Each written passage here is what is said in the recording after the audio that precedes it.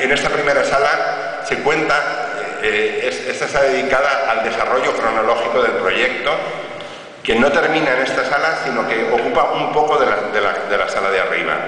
El proyecto es un proyecto no solo educativo, es un proyecto de modernización global. O sea, Giner llega pronto a la conclusión. Verán ustedes, yo sí no voy a contar mucho de cuál es el complejo proceso por el cual se crea la institución, que tiene que ver con la imposición a finales del reinado de Isabel II de firmar un decreto de adhesión a los principios de la Iglesia Católica y de la monarquía y tal, y entonces hay una serie de profesores que se niegan a firmarlo, profesores que ya habían salido, como antes he dicho Elvira, que ya habían empezado a salir a Europa. Los dos profesores son Fernando de Castro y Julián Sanz del Río, que son, digamos, los precursores, los maestros de Giner y de los demás institucionistas y los fundadores del proceso. Bueno, hay un ministro que impone ese decreto antes y después de la restauración de Alfonso XII, en el último el gobierno de Narváez de Isabel II y luego en el primer gobierno de Cánovas, y como consecuencia de ese proceso de imposición y de rebeldía frente a ese decreto del Marqués de Orobio, pues surge la Institución Libre de Enseñanza. En esas primeras vitrinas y cuadros de la exposición y documentos van a ver ustedes esos años de la gloriosa del 68 al 73, y ahí pues van a encontrar ustedes ya las primeras joyas. Por ejemplo, van a ver una partitura del himno de Riego que está aquí traída porque es una partitura que estaba en la familia Sierra Pambley, que es la fundación leonesa vinculada con la institución, y es la familia que tenían los Sierra Pambley y tocaban en su casa. Es una partitura original del himno de Riego. Bueno, van a ver otras cosas, pero Giner se da cuenta que las revoluciones son epidérmicas y que el problema de España es un problema de educación, pero concebida como un proceso, una apuesta que es más difícil en la política, de medio y de largo. Pero nosotros tenemos que exigir a los políticos que hagan apuestas de medio y de largo plazo, que no seamos solo... somos los ciudadanos los que tenemos que dar cuenta, porque somos los primeros que somos cortoplacistas. Esto... Sí.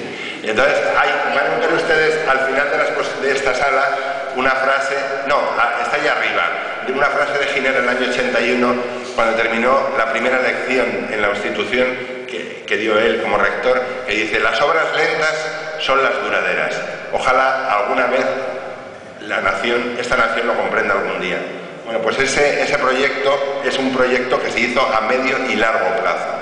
Y es un proyecto que es el que cuenta esta historia, que es de modernización globalmente considerado, no solamente educativa, es modernización. Por eso, consecuencias de ese proyecto son figuras como 2 premios Nobel, Juan Ramón Jiménez o Severo Ochoa, en letras y en ciencias, porque en la institución siempre hay un diálogo permanente, no hay esa división entre ciencias y letras, ni hay esa división entre primaria, secundaria y universidad, sino que la educación se concibe como un proceso y se concibe integral. Dice Giner que la educación empieza cuando empieza la vida y acaba cuando la vida acaba. Y ese proceso integral es el proceso de modernización que se propone. Van a ver ustedes el desarrollo del proceso con joyas como, por ejemplo, un cuadro de Torres García de un personaje maravilloso del que aquí no se dice apenas nada, que se llama Josep Pilloan. Es un retrato exquisito, pintado 5 años antes de que conociera Pilloan a Giner. Pilloan escribe una semblanza que está en esta vitrina, que se llama Mi Don Francisco Giner, que es una de las mejores semblanzas de Giner, que es maravillosa. Pilloan fue un personaje muy especial, ustedes pueden sonarles porque publicó un libro muy famoso que es el Summa Artis, que es una gran enciclopedia de arte, que empezó con el discípulo de Giner, con Cosío. Y bueno, recorriendo la exposición ya van a encontrarse con otra joya. Antes han visto una. El Museo del Prado nos ha cedido tres joyas, 2 veruetes y un Sorolla. El Sorolla es Rafael Altamira, que es uno de los impulsores de los proyectos, digamos, de modernización. Aquí está un veruete exquisito en la Casa de Madrid, que es un paisaje de Madrid, y el más importante está en el piso de arriba, que es una visión de la Sierra del Guadarrama, que es uno de los emblemas de la institución, que es una de las propuestas fundamentales, que es la naturaleza y el medio ambiente. Van a encontrarse ustedes esa famosa frase de Giner, que un día de campo vale más que un día de clase. Y bueno, luego digamos que en el desarrollo de todo este proyecto hecho matacaballo, quiero insistir que en esta exposición, que hay muchísimas cosas que se exponen por primera vez, que no se han expuesto nunca. Hay una colección extraordinaria de fotos originales de época que se van a poder ver muy pocas veces más, porque ahora las fotos cada vez menos se van a poder exponer porque son un objeto muy delicado y perecedero, con lo cual esta es una colección muy importante de fotos. Hay una colección de películas de época bastante importante. En el desarrollo de esta exposición, antes de estos cuadros a los que me he referido, se cuenta una cosa que se cuenta por primera vez al hablar de este proyecto, que es que la institución, hay una cosa compleja de entender, que es la relación entre lo público y lo privado en la institución y las instituciones. Por ejemplo, esa confusión institución, residencia, Junta para Ampliación de Estudios.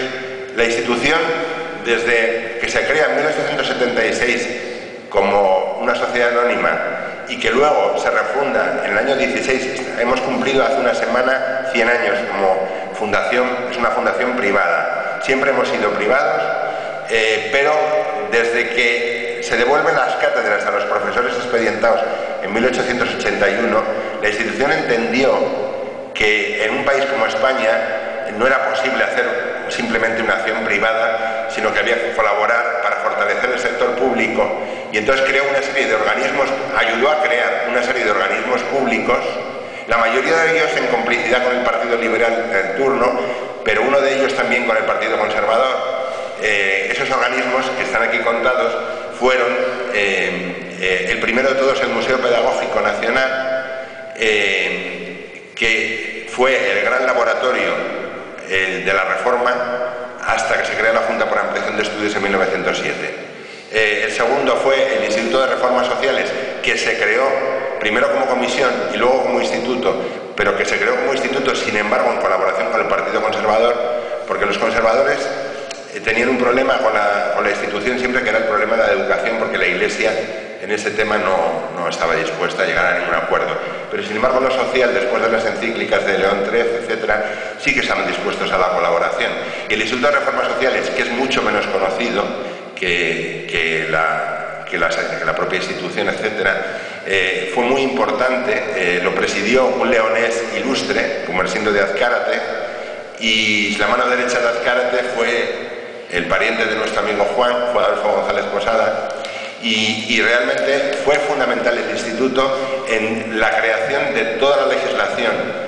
Fue una especie de instituto de la seguridad social previo y fue el que promovió toda la legislación de regulación del derecho de las mujeres, de regulación del derecho infantil, de limitación de las horas semanales de trabajo, etcétera, y funcionó hasta la dictadura. Adolfo González Posada, que sucedió